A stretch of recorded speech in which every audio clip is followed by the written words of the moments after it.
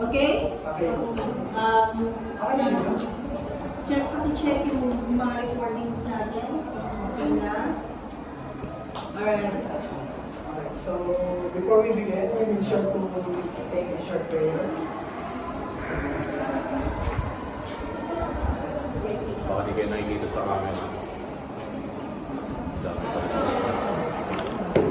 Okay, so let's begin. We need to make sure to take a short prayer.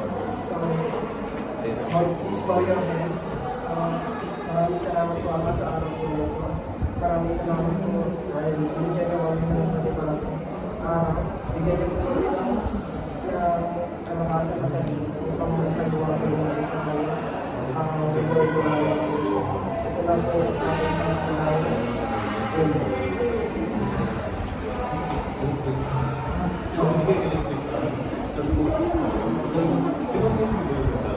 Okay, so good morning everyone. We are Buto from BID or F, and we will present our study title, Effects of Part-Time Work in the Food Service Industry on the Academic Performance of the Bachelor of Industrial Technology in Food Service Management. Okay, so our studies, there are some students who work part-time in the food service industry management and with their academic performance. But for now, we have to split the chapter 1 and chapter 2, and we'll proceed to chapter 3 so that we can manage to determine the result of our research. So, for chapter 3,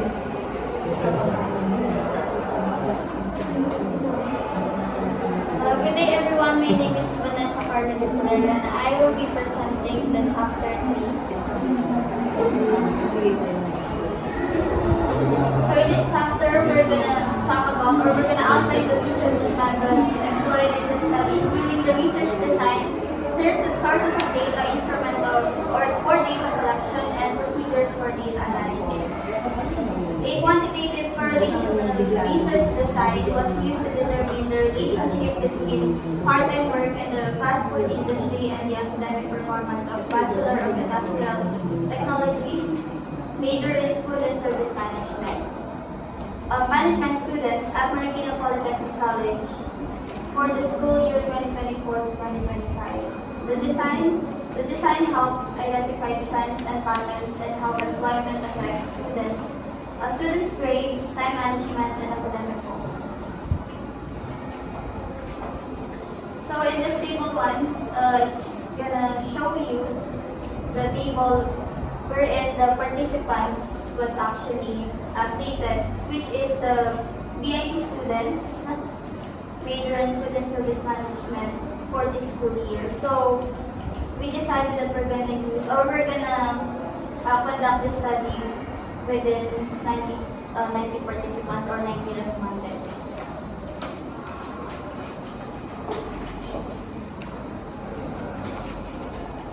So on the table 2, it's gonna show you the rating scale and verbal description for the general weighted average. So on the description, it says that if the student's GWA was actually ranged from 1 to 1.5, it will be rated as number 4 and it will tag as outstanding. The next one is the average, which is 1.75 to 2.50, rated as number 3. The third one is the low average, which is 2.75 to 3.5, rated as number 2. And the last one is the 3.75 to 5, tagged as number 1, and it needs the improvements. On the table number 3, which is the rating scale and interpretation guide, it says here that the verbal description for strongly disagree is 3.5 to 4, rated as number 4 also, and the next one is 2.50 to 3.49, tagged as agree and rated as number 3, and the disagree is 1.50 to 2.49. Rated as number 2. Last one is the 1 to 1.49, strongly disagree, and tagged as or rated as number 1.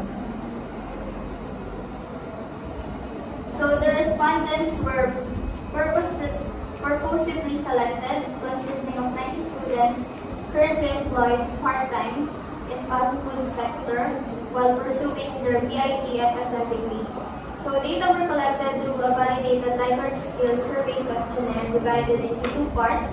So the first part is the demographic information such as the GWA or the general weighted average of the students, working hours, type of establishment, and shifts patterns.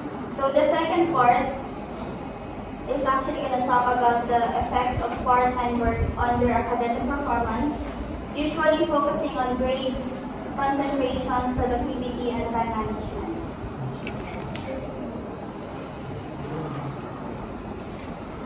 So the data gathering procedures involve formally requesting permission for the college administration to conduct a study and identify suitable respondents.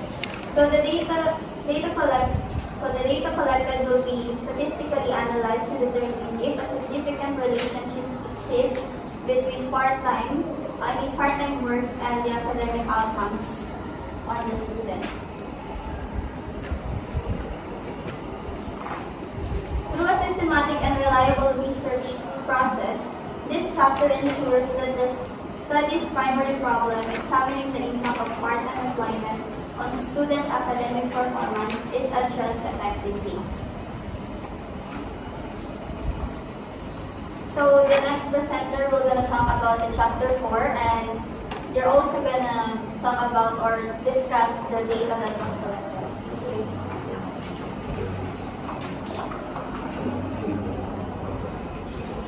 So, good morning everyone. I'm going to topic demographic indicates the level of the student response in the term of academic year. As you can see here in our pie graph, second year student is the most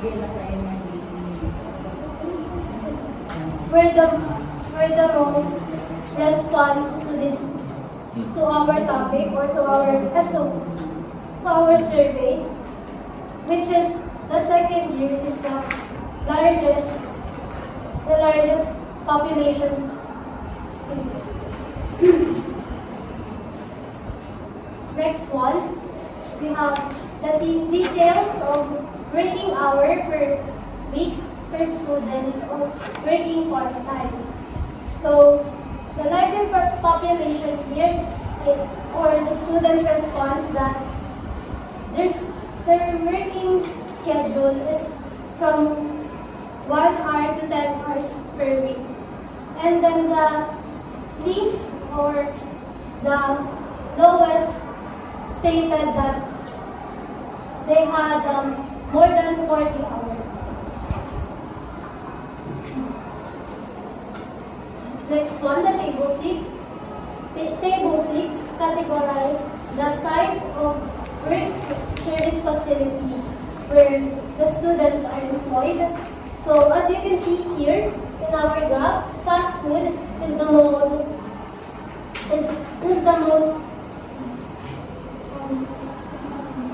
fast food was the common workplace known because of their flexibility, and also some of them answered that they work as in fine dining restaurant, coffee shop, and others like food court or dining. To continue this discussion, Mr. Desro Padilla is going to take over.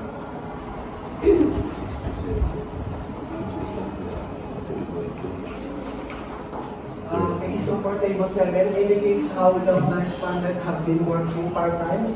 So for the table 7,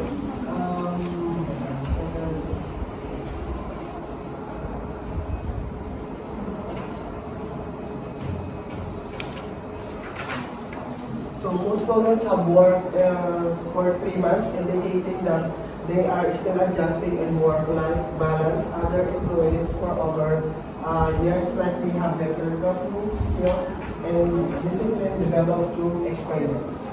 And next table, please.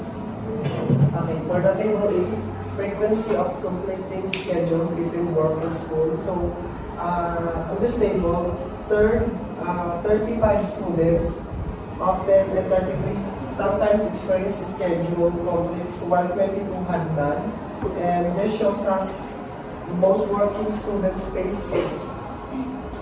face challenges, balancing work, and which can lead to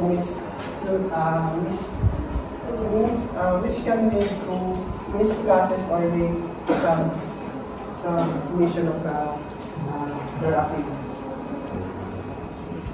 For the table 9, presents the actual shift work by student responded like morning, evening, or graveyard.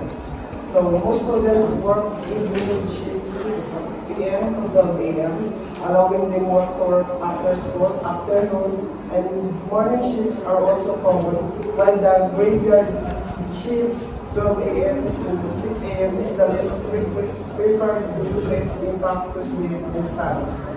Next table, please. And for the table 10, demonstrate how the students difficult to get employment or school. So most respondents reported a 15 to 30 minute commute. Though it's still short, it still contributes to fatigue and reduce time for rest or for their academics. So longer commutes can further affect functionality and performance. For the continuation of this table,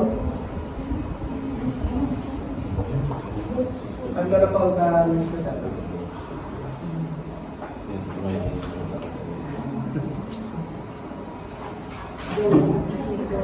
From the table 11, basic result, overall mean is 3.72, indicates that the student generally agree they face difficulties with the highest concern with the long work, and mean 3.15 distract their focus and concentration is lacking. And 3.12 also negatively affect their ability to study effectively. So this study just the efforts. Number of students.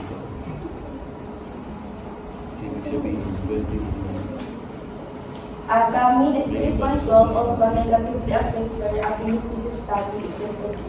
So this finding suggests that even with work, students struggle to maintain high level of concentration and performance, especially when they are physical and mental exhaustive work. And additionally, the data show that managing both work and study is not easy. And me 3.72 highlighting the reality of role conflict and how even negative work hours can interfere with student ability to and prioritize their academic and tasks. So for table 12, working students' self-perceived ability to manage time. These are the variables can handle school and work deadlines.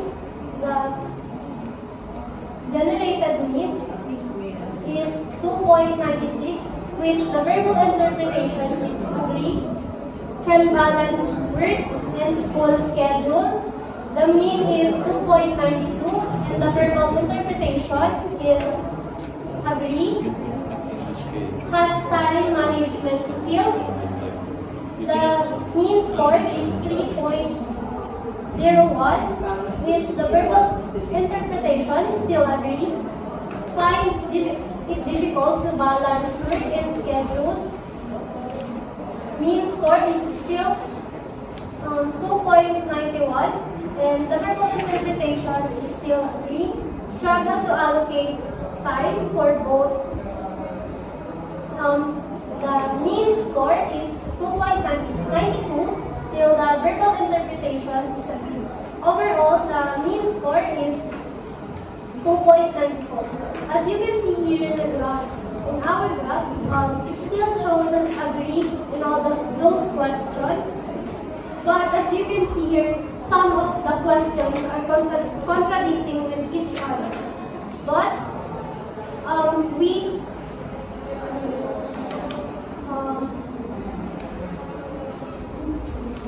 in the result, we we see that the students can still handle the work schedule, but they have difficulty, especially on the deadline of the project or the task that given to them. And for the continuation, Miss Rutohan will do. Like about 13, when it comes to job stress, this area had the highest overall rate is 3.74. Students strongly agree that part-time work causes significant stress. And the main 3.13 and lead to feelings of burnout. And main 3.01 constantly juggling work and academic duties. And the main 3.73 is also a major source of stress.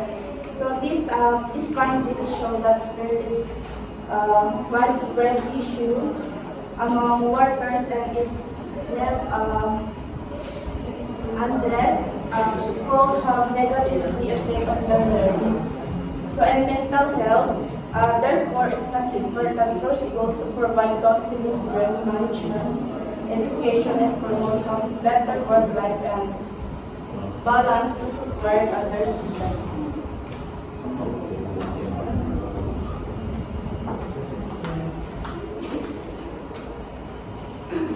So this table 14, summary of the effects of part-time work on academic performance. This shows the effect of part-time work on academic performance, focusing on challenge, time management, and level of job stress. The mean of challenge is 3.02, and the verbal interpretation is agreed. The time management, the mean of this is 2.94, verbal interpretation is agreed. The level of job stress, the mean is 3.04, and the verbal interpretation is agreed. The overall mean, 3. The overall mean, verbal interpretation is agreed. Next is table 15, or general weighted average or GAA, distribution of part-time working students. Highlights the effect of part-time work on academic performance. Most students had a GAA of 1.51 to 2.0, showing they still can perform despite the challenges. However, those with a GAA above 2.0 may be affected by reduced the study time, fatigue, and stress. This results support the need for flexible academic support for working students. Table 16, correlation between work-related factors and academic performance. The person correction results show weak Correlation. correlation. The person correlation results show weak but significant links between academic performance and the variable study. Challenge correlation or R value 0.31 and interpretation is weak. Time management correlation 0.39, interpretation is Yung dapat bigyan mo lang. Wala tuloy. weak. The job stress and GAA correlation 0.27 and the interpretation is weak. The next present. So, Kate, and this is the intervention program. So first, rationale. And for rationale, we conduct this for students who are part-time workers, and it can benefit from them for awareness and to teach sample of tips or for their balancing between work and studies. So the objective is to propose a one-day seminar workshop, and for accomplish this intervention program, we present the research study on how part-time work in the food service industry affects the academic performance of the IPFSM students. So, and to discuss strategies for balancing part-time work and academic responsibilities, and for their emotional intelligence in managing work-related challenges, and for their maintaining academic focus. And for the last objectives is we can develop a practical action plan for KTFSM students to enhance their academic performance while working part-time jobs. And for venue, we provide a conference room here in Marikina Polytechnic College, Santa Elena, Marikina City. And next slide. So the target participants we have here is a total of 90 respondents from first to third year, school year in Bachelor of Industrial Technology, major in Food and Service Management. So who are particularly currently engaged in part-time employment. So the program focus will be understanding the effect of part-time work on academic performance and developing effective time management and studies techniques for working students, and sustaining mental health while managing work and academic demands. And lastly, exploring the role of work experience in academic and career advancement. So the benefits from will be for the students who are currently engaged in part-time workers or employee. So we will gain awareness and for understanding about this intervention program we provided, and for their skills and for how to manage balance between work and studies, and for the third is for their we personalize action plan and to gain self-efficacy, and the last is for work experience or future career readiness. To the next, which is budget requirements. So yung source of funds, we want to know. So again, so source of funds, we collected funds to faculty development funds or incoming generation project, and also for the sponsor in Supreme Student Council. And then for the materials needed, we need a CD projector, computer laptop, sound system, speaker, office supplies, and for other is parchment paper and the etc. So here is the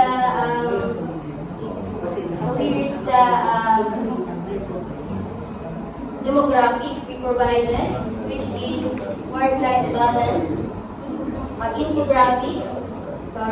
So here is the work-life balance and time management hacks for working students. Next, please.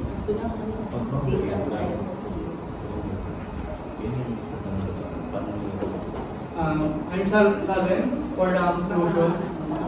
This study shows that students who are enrolled part-time from the first to third year have scheduling conflicts between their studies and employment. Furthermore, some students spend a lot of time commuting to and from boarding school, which reduce their spare time.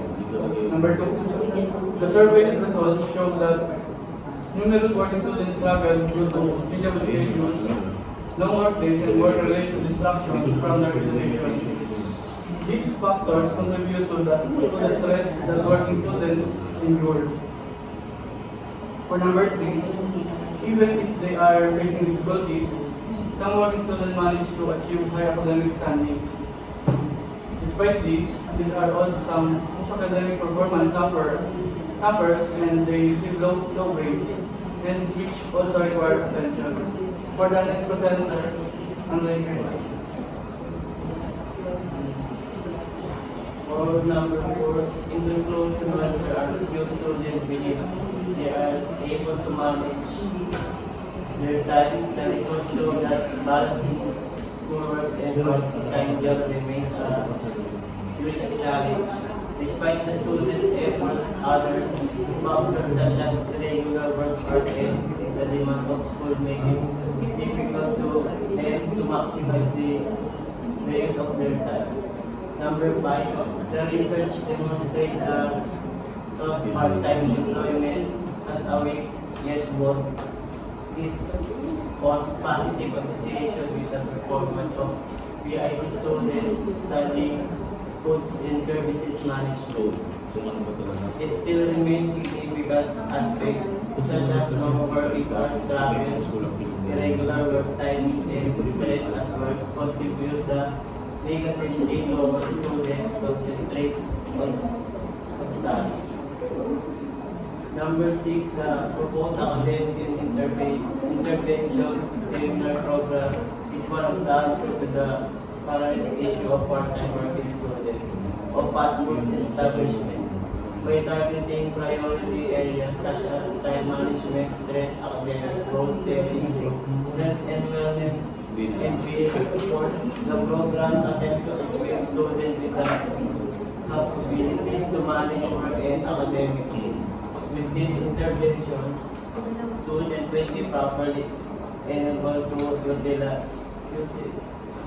utilize time, efficiency work of maintaining well-being, staying motivated, and becoming both scholarly and professional success. So the last one to finish the presentation is the recommendation. So first, our recommendation is the future researchers may undertake parallel studies, particularly those collaborate closely with mental health professionals such as psychiatrists or psychologists to provide a more in-depth assessment of the stress levels experienced by the working students. So next one is for future researchers may also consider expanding the demographic scope to broaden the applicability of findings in student population. Next is the study can also serve a basis for the new researchers employed with different studies designs to better understand the long-term effects of the part-time work on students' academic performance and overall well-being. To end this, next presenter. For our fourth recommendation, future studies may also use this research to evaluate the effectiveness of the proposed interventions designed to solve the effects of part-time work in the food service industry on the academic performance of students at RP na Polytechnic College. This may include checking whether strategies like stress seminars, flexible scheduling, and counseling truly improve the academic experiences of working students. For the fifth one, we recommend that future studies may also employ a more refined approach into measuring students' academic performance, including other indicators such as course grade, completion rates, and on-time graduation. Instead of solely relying on GWAT grade, future research will also include the implication of this. And that's all for our presentation. Okay. Can you please open the line? Turn on the webcast.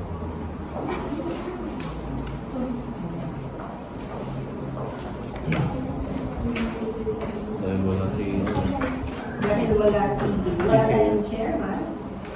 So ako muna mag-aaral si chairman. Okay. So, mag-teacher muna tayo para may documentation. Nakikita pa kayo sa camera.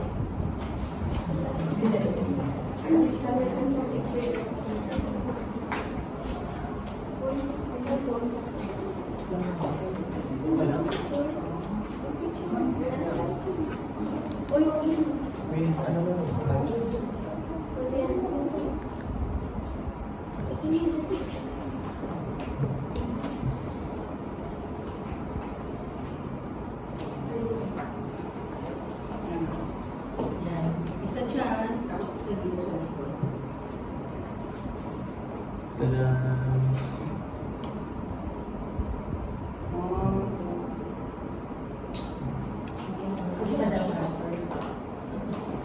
Okay, isa dito sa likod. Everybody here. Come over here, please.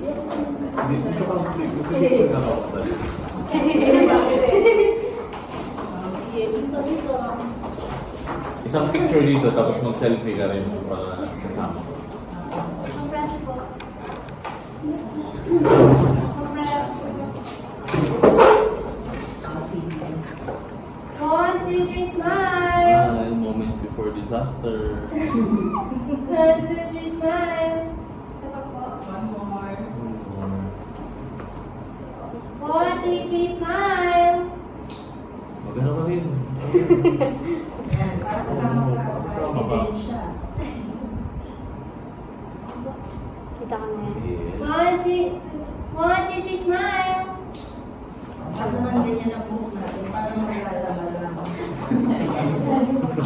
Hindi ko patanggap.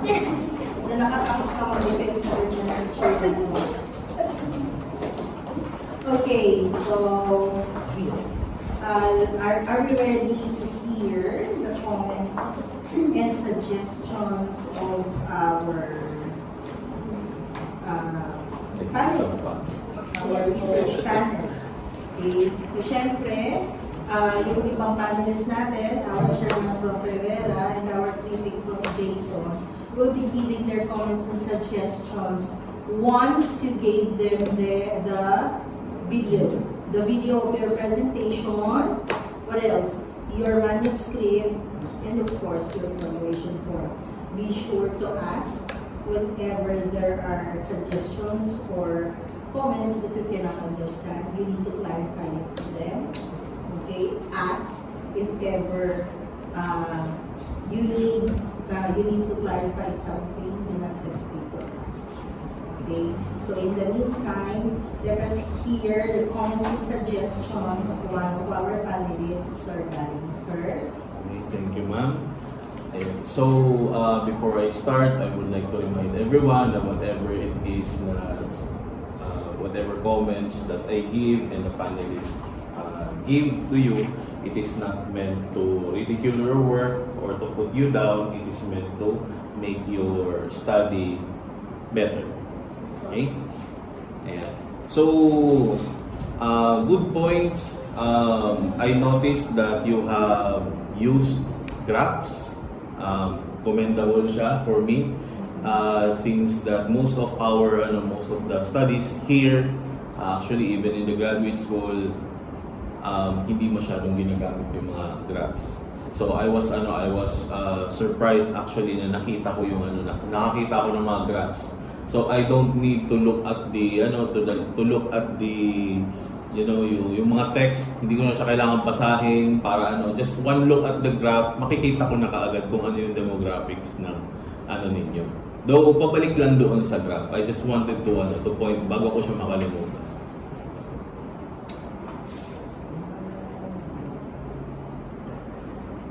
Ayan. So this one is a pie chart, tama? Yeah, so pie chart. Kung manonotice ninyo, in the presentation, medyo hindi na makita yung text sa loob. Pero meron tayong mga legend dito sa baba. Okay? So usually, ang ginagamit sa pie chart, meron siyang sakit, tapos may araw na nakatutok doon sa kung anong area niya. Diba? So halimbawa, ganyan. Second year, nakatutok. Second year, ilang percent yan? 67. Tapos usually kasi kapag pie chart ang gamit natin, it is represented by percentage. Hindi siya yung actual number. If you want to use actual number, then use bar graph. If you want to use kasi ang pie chart natin, nire-represent niya percentage ng whole. 'Di ba? Anong part niya sa whole? That's why percentage ang nakalagay dapat diyan. Okay? Next, doon tayo sa bar graph ninyo. So ito, this is mga fundamental lang ito kasi yun. So nagsisimula na tayong gumawa ng bar graph o yung mga plots ng mga ganyan. Importante na alam natin paano siya gamitin. Okay? So kung makikita ninyo dito sa bar graph, actually maganda yung representation ninyo, no? Makikita nyo kaagad na may mataas, may mababa. Yun nga lang, yung axis kasi, yung mga label, mga legends, hindi siya wala siya sa tamang lugar. Okay? Una, ang mga axis po, may mga pangalan yan. Let's say for example dito sa baba, anong ilalagay nyo dyan? Time, day, di ba? Time or day, ilalagay dyan. Tapos yung sa gilid, may pangalan din dapat siya. Anong nire-represent niya? X and Y. Yes, X and Y. Yung dito sa Y axis, yung pag ganon. Anong nire-represent niya dyan sa graph? Masasabi niyo ba kagad? Ha? Hindi. Kasi walang pangalan, walang label. Ganun talaga. Mahirap ma-identify kung walang label. Kaya kailangan may label. Diba? So, ano dapat ang label niya? So, kung makikita nyo dito, I am just guessing pero correct me if I'm wrong. The way I see this, this is for the number of students. Tama? So, dapat yun yung nakalagay sa y-axis. Number of students. Tapos dito, time. Tapos yung title ninyo, schedule of work. Diba? Or ano yan, conflict ng schedule at work. Yes, between topics. Yung suggestions. So ano siya, frequency ng conflicting schedules between work and school. So ano ang nandito sa legend sa baba? Ano yung may Monday to Friday? Sir, ito po yung mga nagkakaroon po sila ng conflict yung like sa Monday to Friday po, 6 a.m. to 12 noon po. Yun po yung nakalagay sa Hindi, what I mean is, anong ibig sabihin yan? Pag, ibig sabihin ba nito is from 6 a.m. to 12 noon, meron silang overlapping schedule with work and work and school. Okay. So dapat yun yung ilagay nyo doon sa baba. Oo. Halimbawa, Monday, ano yan? Wait lang. Monday. Tapos yung isa is Monday din. Monday to Friday. ano po, iba po yung time schedule niya from 12 noon po to 6 p.m. Ayan. Okay. So merong Monday, tapos may din, Monday to Friday, Monday to Friday din, tapos merong Monday to Friday, tapos Saturday or Sunday or weekends. Okay. So ganito ang better way of presenting it. Ang gawin na lang ninyo is Monday to Friday, ano tawag dito? Considered na siya na Monday to Friday. Tapos, ang ilagay nyo dyan is from 6 a.m. to 9 p.m. Yung x-axis ninyo, 6 a.m. to 9 p.m. Okay? Tapos, ang ilagay nyo na sa title, conflicting schedules from Monday to Friday. Para kasi lahat naman may Monday. Opo. Kasi yun naman ang may mga di ba? Yun naman ang may mga klase. And the way I understand it is lahat sila merong conflict within the within that week. Tama? Yun nga lang, we have no way of knowing kung gaano ka-pronounce or gaano katindi ang conflict nila. Or how many times in a week nagkakaroon ng conflict sa kanilang schedule. Wala tayong ganun, di ba? So mas maganda din, dalawa yung magiging graph natin. Una is looking at the general scale, Monday to Friday, tapos from 6 a.m. to 9 p.m. Tapos titingnan nyo doon, alin yung time na mas marami ang nagko-conflict. Tapos sa susunod naman, how many times nagkakaroon ng conflict within the week. Ayun. Di Diba? So doon, mabubuo mo na yung ano, na yung picture, kumbaga mabubuo mo yung picture na during this week, ganito sila karami ang nagkakaroon ng conflict. Tapos sa isang plot naman, within that week, ganito yung frequency ng conflict in a particular week. Yun. What I mean is, so ganun karami yung conflict in a week. Okay? Ayan. Tapos yung kanina, students, di ba, nakalagay dyan. So dapat dito mo na siya ilagay. Tapos yung yung label ninyo sa baba, pwede niyong ilagay sa taas ng bar. Oo. Halimbawa, 33. 33 lang, wala ng students. 33. Tapos dito naman, 24. Yan, sa orange. Tapos yung isa naman, 22. Yan. So, isang wala, makikita mo na kagad na yan. Kasi usually sa mga bar graph na ganyan, ang nilalagay sa x-axis are the independent variables. Ano yung nilalagay sa x-axis? Hindi kayo sigurado ka, kasabi ko lang. Yan.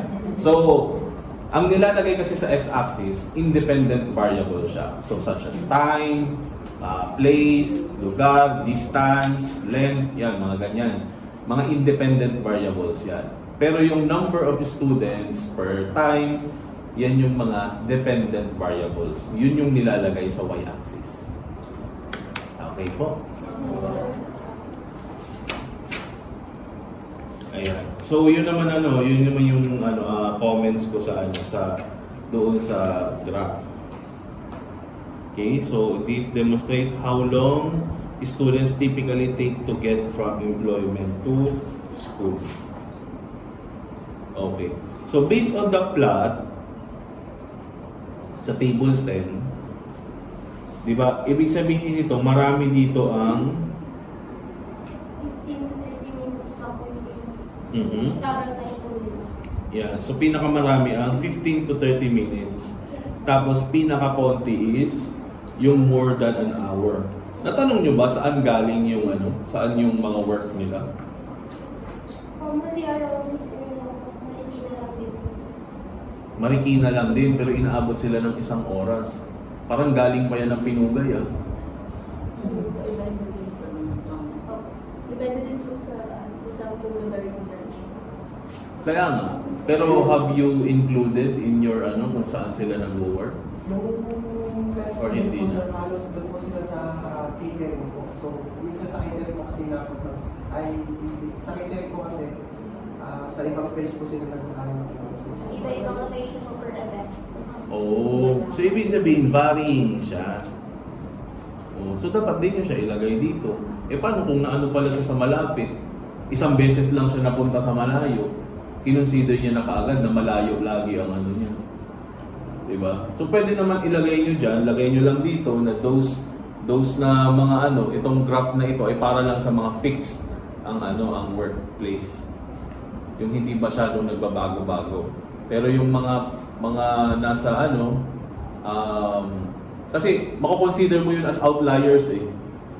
Mga outliers yung mga gayon, yung nagbabago-bago, yung data nila. Kasi ganyan, nilagay ninyo 10 ang ang Sir, students. Sige. Sa 10 student po, hindi naman po lahat dyan catering. Yung iba po kasi, dito po yung work nila para marapit po sa school. Pero yung bahay po nila is sa Montalban po, yung iba po sa Mateo. Kaya minsan po, or madalas po, nakakaranas po sila ng traffic. So, they consider na more than one of the travel time. Pero ang usapan dito is employment to school lang. Hindi kasama ang bahay. So regardless gaano kalayo ang bahay nila, dito sa graph kasi na to, ang nakalagay is employment to school. So employment to school lang ang natin. Diba? So kahit sabi natin sobrang layo ng bahay nila, doesn't matter. Okay? Ayun. Next. Ayun. So yung about sa mga plot. Balik tayo sa objectives. Balik tayo dun sa SOP pala. SOP nga pala tawag nila dito. Ayan. So, di ba pinakita nyo yung demographics ng sa year level, you have the pie chart, kung ilan ito, number of indicated hours per week, type of food service, establishment employed. Have you made parang another discussion about this? Itong tatlo na to.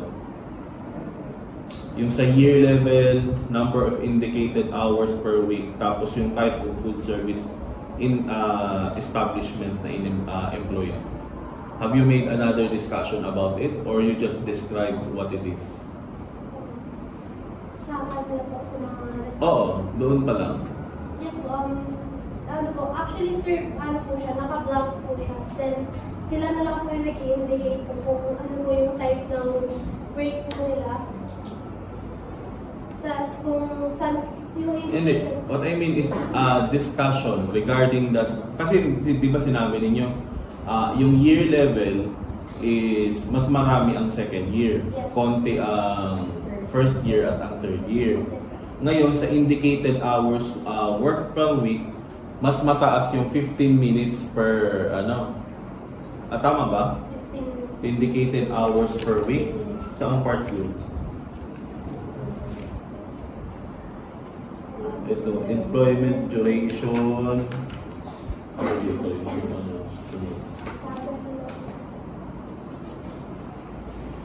Food service facilities. Okay. Ayan, so may 1 to 10 hours, may 11 to 20 hours, may 20 to 30 hours, may 13 to 40 hours, tapos meron more than 40 hours.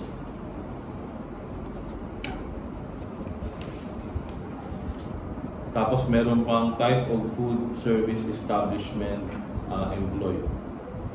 Diba? So, have you created a separate discussion para doon sa tatlong yun? Just on the demographics. Sir, actually, ano po siya, suggested po siya ng mga panels plus, defense, breakout. Yes, kaya po siya sinuggest because it's important. That's why we have to make a separate discussion about it. And that's what I'm looking for. Meron ba kayo? Yes po. Nag-discuss naman po kami as a group. Ha? Hindi, sa papel ninyo. Wala. Wala.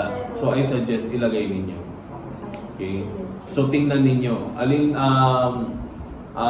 ba yung may pinakamarami, 'di ba? Second year. So alin yung may alin yung may pinaka matagal na So ibig sabihin karamihan ng mga estudyante natin nagwo-work sa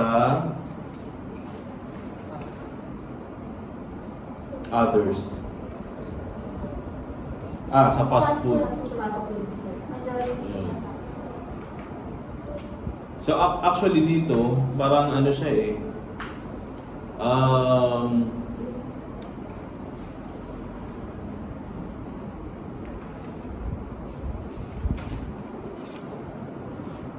so bali dito, ang suggestion ko lang is try nyo pagbanggain itong tatlo. Year level, number of indicated hours na work per week, tapos yung type of food service establishment employee. Para lang ma-establish nyo sa kanila na nasaan ba yung majority natin? Ano ba yung ang karamihan ng tinatrabaho nila? At gaano ba sila kadalas nasa trabaho? Diba? So with that discussion, ma-relate nyo na siya ngayon doon sa mga challenges, time management, na the reason bakit meron the reason why they have these challenges is because ganito ang demographics nila. Dito sila nagtatrabaho, ganito sila katagal magtrabaho, di ba? That's why kailangan natin yung discussion na yun dito pa lang sa demographics. Kasi the way I see your results, dinescribe nyo lang yung dinescribe nyo pa lang siya. Hindi nyo pa siya pinagtagpi-tagpi. So kailangan pagtagpi-tagpiin nyo siya in order to support your second SOP. Di ba? Okay. So, pakidagdag ng discussion na yun. Oh. Isama nyo na rin yung employment duration. Dapat siguro meron kayong mga paragraphs about it. Oh. Di ba? Tapos ito, natanong ko kay Ma'am Elby kanina, yung challenges, di ba? So, when it comes to challenges, ano yung, how will you define the challenges? Sige. Yung challenges po sir, mahaba po yung like yung challenges. Yung challenges naman po sir sa academic task po nila, sa activities po, and yung deadlines po nila. Yung sa Ano yun? academic performance po nila about So, challenges related to academics. academics. Okay. Deadlines po, projects. Yeah. Kasi ito masyadong broad itong term na challenges. Wait, anong page yung ninyo? Definition? Hindi ko nakopian.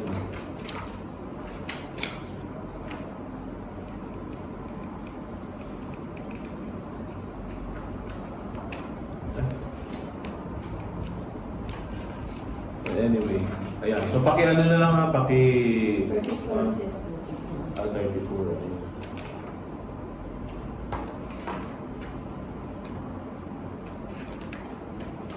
Okay. So, challenges. Asan dito? Wala. Idagdag. Idagdag ninyo. Kaya pala, ayun, naalala ko na, hindi ko nakita kasi dito yung, yung challenges. So, ito ang, ito madalas ito na na overlook. Kung ano yung lumabas sa SOP ninyo, dapat yun yung i-define nyo dito. Yun yung una yung i-define dito. Okay? And it should be operational ha, hindi siya magagaling sa dictionary ha. Mm-mm. Okay. Dapat how you use it on your kasi challenges, pwede naman yan challenges sa socio-economic, di ba? Financial challenges. O maraming challenges. Pero how you define it will secure your study. Kakampi nyo ang definition of terms. Okay. So challenges, kasi ang ko dito is hindi ba ang conflict of schedule, work schedule, at travel time to work, part siya ng challenges? Yun sana yung magiging tanong ko. Pero dahil sabi nyo na academic challenges lang siya, so ibig sabihin, limited siya sa academics. Diba? Limited siya sa pag-aaral. Okay? Pero ang ko lang is... Limited on scores. Okay, so work schedule, travel time for work. Ayun. So make a statement connecting all of this. Itong mga from A to G na ninyo na yan, yung SOP number 1. Oh. Parang hindi siya enough na dinescribe nyo lang yung yung tawag dito. Hindi enough na dinescribe nyo lang siya. So, dapat make a connection. Pagtagpiin ninyo yung mga yan. Ano ba talaga yung... Kasi kaya siya tinawag na demographics eh. Kumbaga yun yung estado nung mga estudyante natin na nag-work. Na ma-identify nyo dito. Kailangan nyo lang talaga siyang pagtagpi-tagpi. Para pagdating sa SOP number 2, madali nyo na siyang ma-relate sa results ninyo. Patingin ako ng results nyo sa number 2. Yung sa challenges, time management, and level of job stress.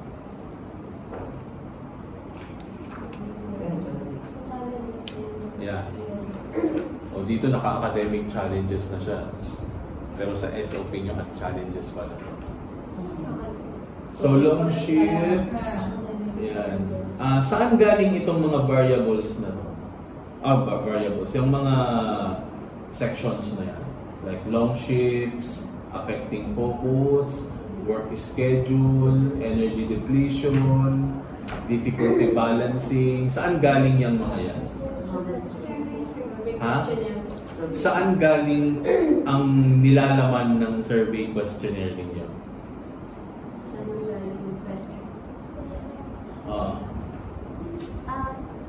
Actually po, si Sir Rivera po yung nagbigay ng majority po dyan. Siya po yung nagbigay ng sa amin na ilalagay po. Pero have you looked at literatures na nagsasabi na ang academic challenges ng mga estudyante is ito?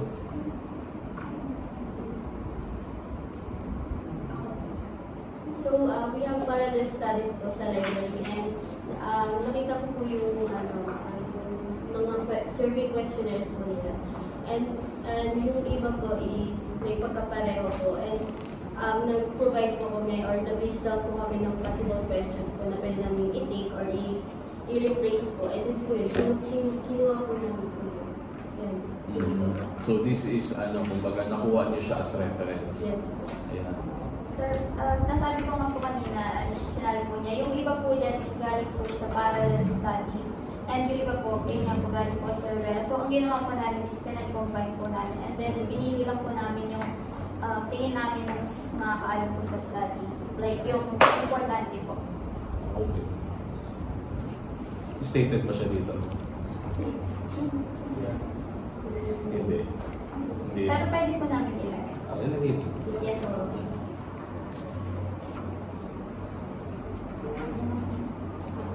Okay. So, ito naman, ito yung mga yung mga naging naging tawag dito, results or yung lumabas sa survey, tama? Okay. Yun nga lang, kulang pa yung discussion. Kulang pa yung discussion. So, kumbaga hindi ko pa nakikita yung yung laman talaga ng na result niya. So, let's say for example dito sa perceived ability, dito na lang tayo sa so yung sa academic challenge. So how does this relate yung academic challenge na ito doon sa demographics kanina? Diba? Kasi dito according sa sa academic challenge 3.2.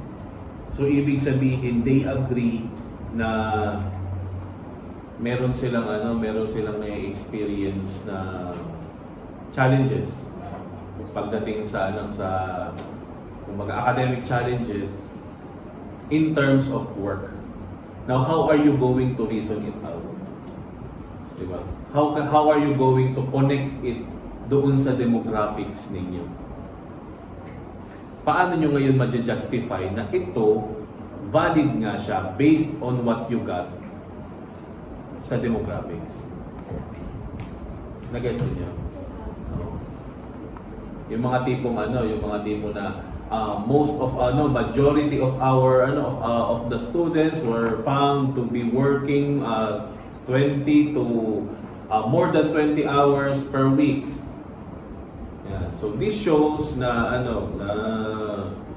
it coincides with the result na ganun nga.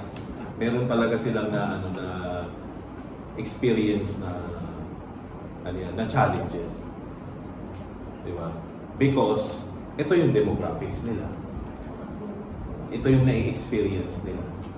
So, yun lang ang nakita kong kulang dito, yung connection na yun. Para siyang parang tagpi-tagpi yung niya. Hindi siya natahi. Okay? Yan.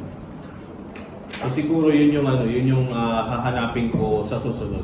Kasi halos lahat ng ninyo results is ganun ang nangyari. Parang isolated ito, isolated yung isa, isolated yung yan. Kasi di ba challenges, yung time management naman ganun din, isolated siya sa demographics. Di ba?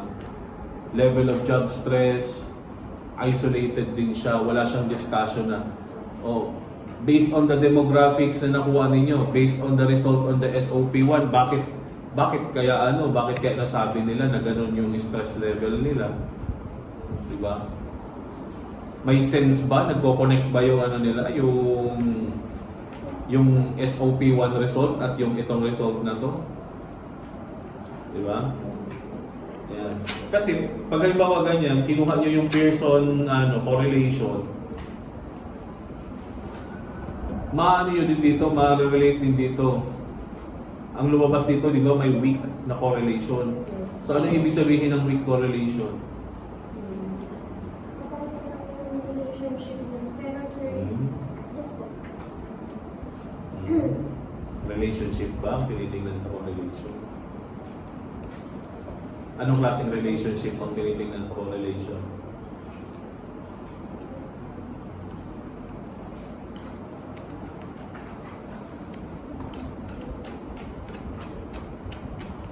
Sa palagay ninyo, kahit nagkakaroon ng agreement yung yung dito, yung iba nyong result, yung survey ninyo, kahit meron siyang agreement doon sa nakuha ninyong result, bakit kaya mahina pa rin ang correlation?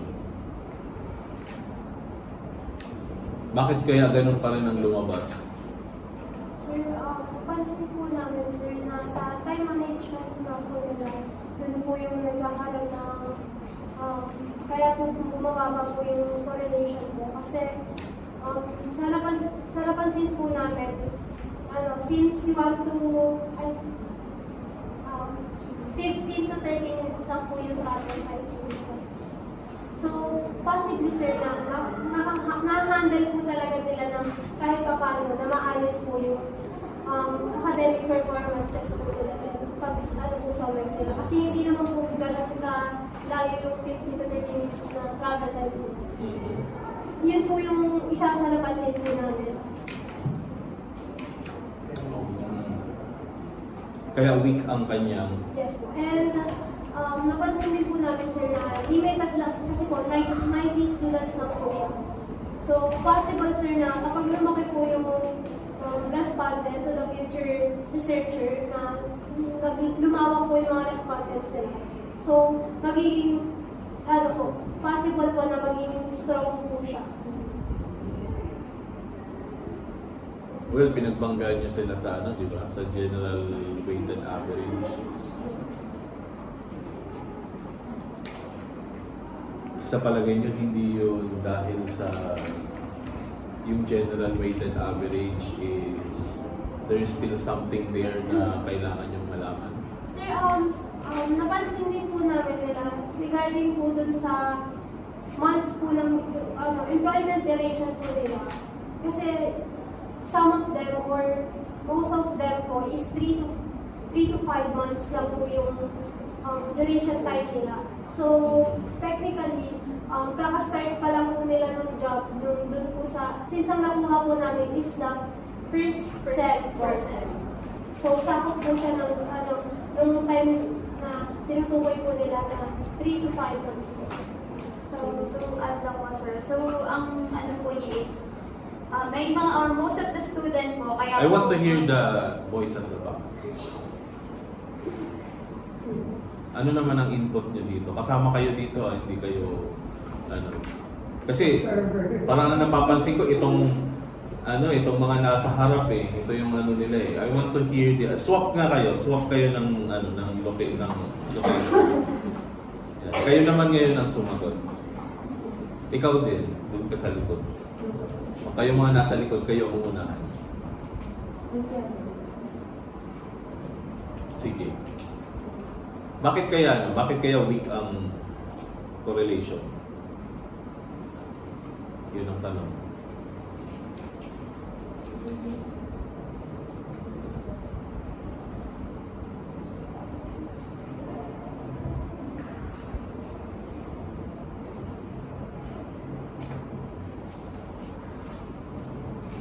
There's silence for 30 minutes.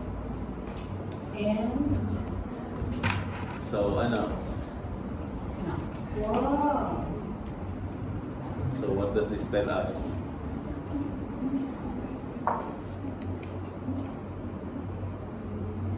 Ano na, boys? Ano na? Girls. Boys and girls. O, kung di pa sagot dito sa sala ni Secretary, how about with one? Hindi ko pa naririnig ang boses. Miss Katulay, hindi ko pa naririnig ang boses. sa ano po, sir, sa job stress. Well, yun ang hindi lang naman job stress yung week. Lahat week. Challenges, time management, So ibig sabihin, wala masyadong kinalaman ang challenges nila sa ano. Kasi ang ibig lang sabihin nito, wala masyadong kinalaman ang challenges, ang kanilang time management at ang kanilang job stress sa kanilang ano, sa kanilang grades. Kasi sir, yun kasi yung pinaka-highest na ano yung Anong highest? Honest? Si Vivo. Sir, ano po, for me po, kaya siya, For you? ay, for us, kaya siya, sorry, It's sir, just an sir. opinion? Sorry sir, ano po, since po yung sa, halimbawa sa conflict schedules po, since may flexible po sa mga, sa schedules nila sa work, they can, pa rin po, they can comply pa rin po to the academic performance po nila. And then, since new po sila, nagsisimula pa lang, syempre hindi pa po nila, stress, maybe, nagsa-start up pa lang po sila na pagbanggain po yung work and academic performance po nila, they go up. Ganun. Hindi sila muna.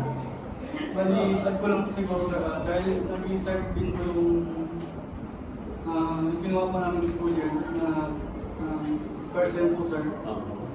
Meron pa rin correlation po dun sa 3 to 5 months po na nagtatrabaho dun sa mga workers. Yes, meron nga. It's weak. Now, bakit siya weak? Kasi dahil nag-adjust na po sila dun sa dahil sa percent pa lang po kasi parang nag-adjust na po yung mga estudyante dun sa schedules. Pero when you look at the demographics kanina, makikita mo doon ang daming mga karamihan is 20 karamihan is second year, tama? Tapos ang ang karamihan doon is ang mga work nila is more than 20 hours per week. 'Di ba? May mga 40 hours pa nga eh. Yes. Oh. So bakit bakit weak pa rin siya ang daming oras nila na tinatrabaho sa sa part-time.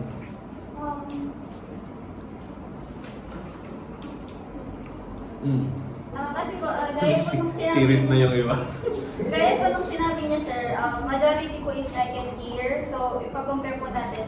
Second year students po yung majority, and then at the same time, most of them, or majority of them, is nag-work sa fast food, which is may flexible time po. So, dun po sa bar graph kanina na lumabas, kung makikita niyo po, mataas po yung percentage doon na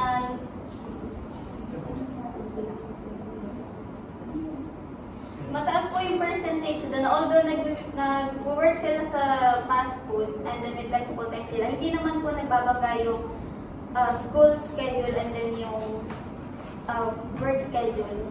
So most of them po nag-work ng gabi or shifting schedule po, pero yung shifting schedule po nila is graveyard. So hindi po siya nagkaka-conflict. So kaya po weak yung lumabas. Kasi since second year, umpisa pa lang po ng SEM, and then bago pa lang po sila sa work. Actually, some of them, may nagsabi po personally na kakatapos lang po nila mag-training. So, kaya po week yung lumabas dun sa Ganun ang pagtahi-tahi ng mga diba? Kaya siya weak kasi even though malalayo yung nila, yung work time nila, hindi naman yun madalas tumamak sa mga or hindi na siya tumatamak madalas doon sa so they can still manage. Diba? Ganun ang pag-ano. Okay? Maganda yan kung naisulat nyo yan dito. Kaya nga siya tinawag na results and discussion. Kasi i-discuss siya. Hindi siya basta may result ka, nag-correlate, weak siya, okay, tapos. Hindi ganun. Kailangan i-relate nyo yan lahat. Kasi ang gusto lang ninyo dito makita is meron ba silang meron bang effect yung pagpa-part-time nila sa sa pag-aaral. Okay, so based on your result, can you say na meron bang effect ang Yes. In scale of 1 to 10, ano yung effect ng ano? So if our group is gonna scale it from 1 to 10, probably it will be at least 3.5 or 4. Baba naman. Since Ang ini-expect ko 6. kasi po sir, since week nga po siya, and then 90 students lang po yung ano namin. And then at the same time, VIP Pero lang po. most of them agree. Most of them, di ba nagsabi sila doon, nag-a-agree sila na talagang nararamdaman nila yung challenge. Yes po, meron. And then stress po. Diba? So actually, as you can see, ang daming mga kailangan nyo pang idagdag. More on the details.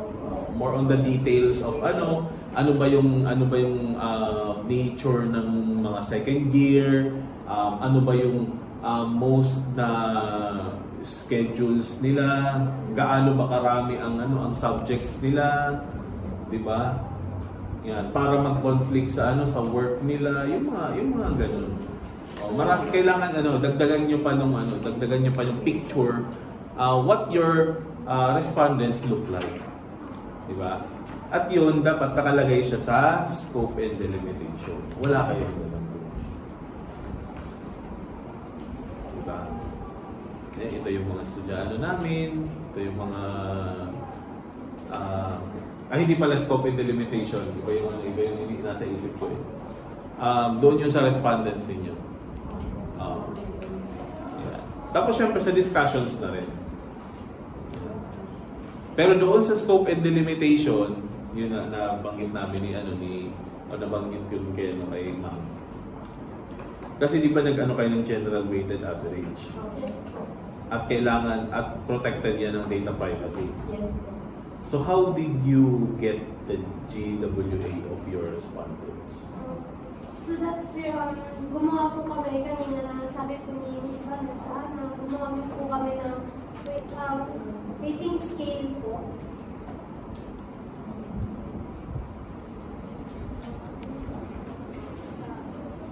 Yan po.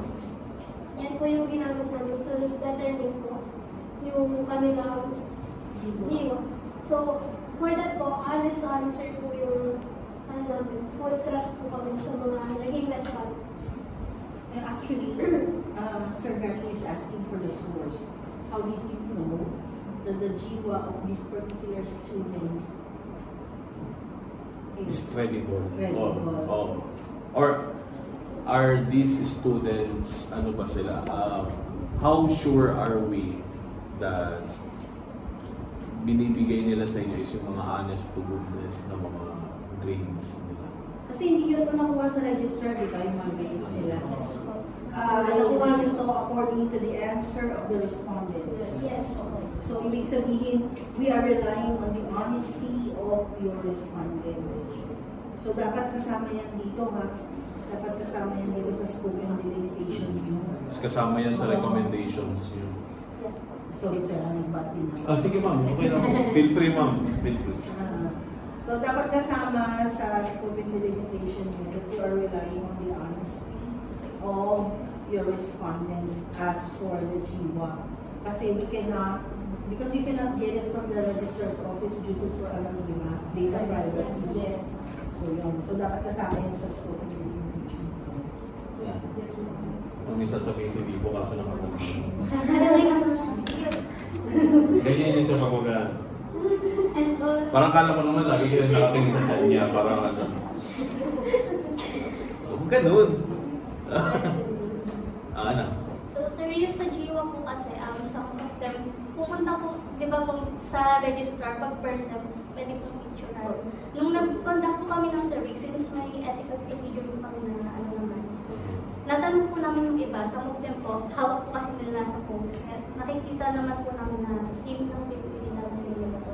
O yun, iyan that most of them is, they took their, kumbaga, they personally got their, their grades sa, sa registrar, tapos pinakita sa iyo. Though yung iba is, lang, kumbaga, depende na lang, siguro memory or, Pero ang ano ko lang is, necessary ba to?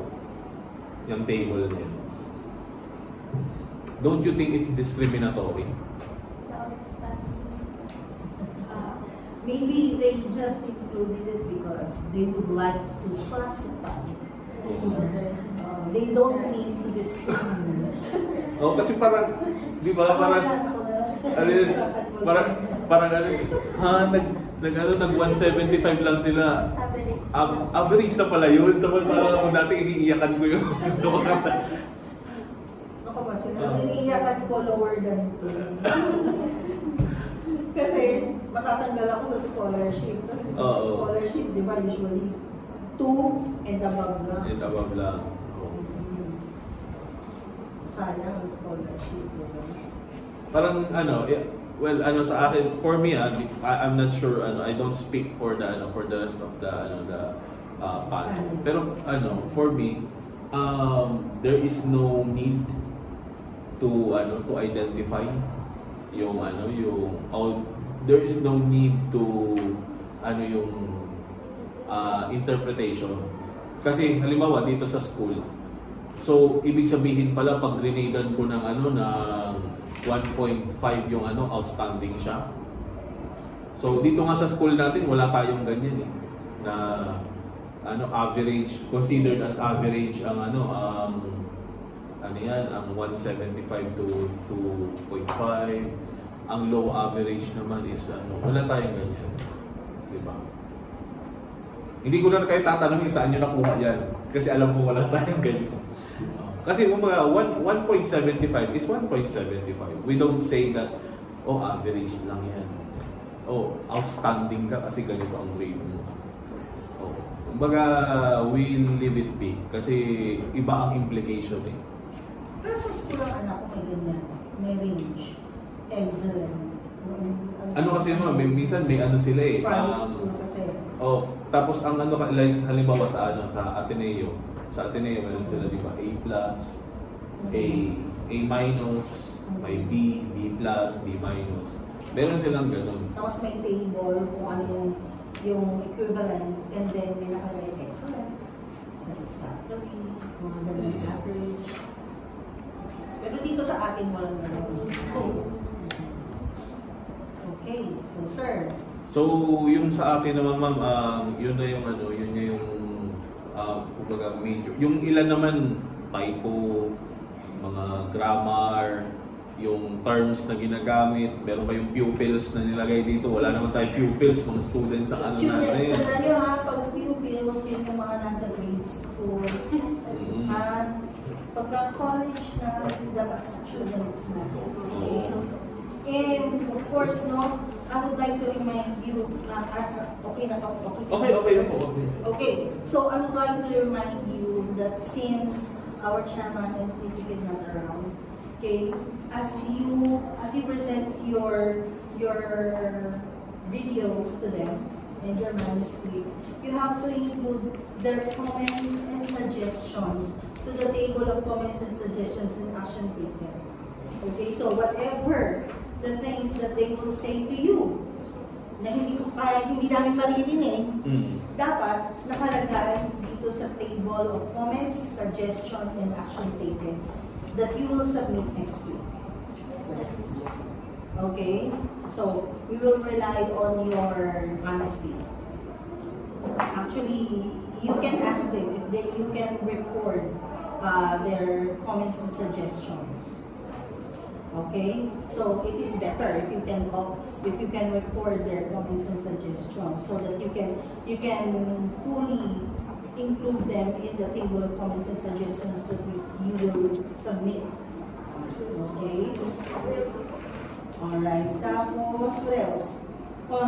Sa yung related literature ninyo, please, again, as what we have suggested last time, you have to add the similarities and differences of the related literature that you have included. So, meron dito similarities lang, tapos wala nang sunod. So, you have to elaborate on that. Okay, you have to state it clearly. Alright? So, what else? For the terms definition of terms, we will add the word challenges. And dito sa statement of the problem, academic challenges, di ba? Yes, yes, You will yes. change challenges to academic challenges. Yes. Okay, and of course, the comments and suggestions of Sir Gary, thank you Sir Gary, that was very substantive and I really appreciated working. Not just me, we really appreciate that you were here. So, kumbaga, kahit hindi kayo kompleto, parang kompleto na leader nandyan ka. Bigyan mo. Thank you, sir. Okay, so hindi lang matatapos sa palakpak kay sir to ha, dapat mag-reflect sa ating paper. Okay? And be sure to work on this kasi by the 20th of May, dapat may grade na kayo. So, hindi po kayo mag-gradean kung wala kayong final copy. Hardball mo sila. Hardbound kayo. Oo. So, bibigyan nyo ng kopya yung mga panelists. Magsasabit din kayo sa akin. Tanong kayo sa RDO kung ilan ang kailangan nila. Isa sa kanila, isa sa Library. Okay? Again, please follow the comments and suggestions of your panelists. Gawin natin mga issues study natin para hindi na makakiya na nakalagay sa library. Gawin natin maayos. Okay? Hindi lang para makagraduate. Okay?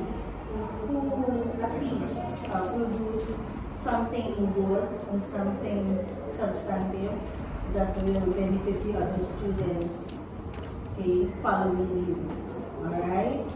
So, sir, ano po ba? Ako lang for me, siya, it will be accepted with minor revisions. Yes. Thank you, sir. Okay, after kung ako ang panelisting niyo, makikipanelist na lang din muna ako. This will be accepted with minor revisions. Okay, congratulations everyone. Again, dapat next week, may submitting yung table of comments and suggestions. Bilisan na pag-revise. Kaya dapat this week, simulan nyo na, or by Monday next week, simulan nyo na yung paglapit kay sir at saka kay ma'am para makapagpa-hardbound kayo agad. Again, please, hindi ako pwede magbigay ng grade nang wala kayong hardbound na ibigay sa akin. Okay? Alright. Thank you so much and congratulations.